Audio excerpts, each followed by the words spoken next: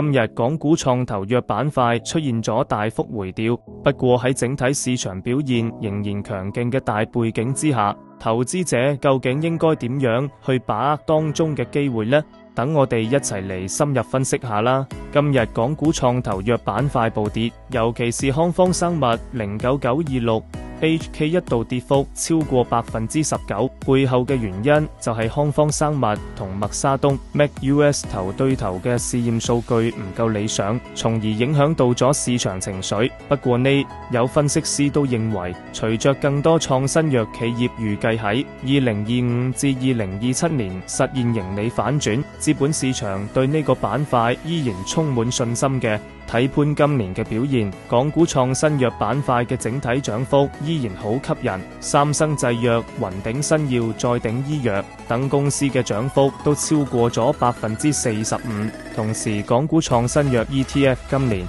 累計吸引資金超過20億元，成為資金流入嘅重點板塊之一。對於那些想深度挖掘投資機會嘅朋友嚟講，創新藥板塊嘅未來依然潛力無限，係時候為你嘅投資組合注入啲創新藥嘅強勁動力啦！如果你想了解更多投資資訊同精準嘅投資策略，歡迎隨時聯繫我哋，千祈唔好錯過下一個投資風口啊！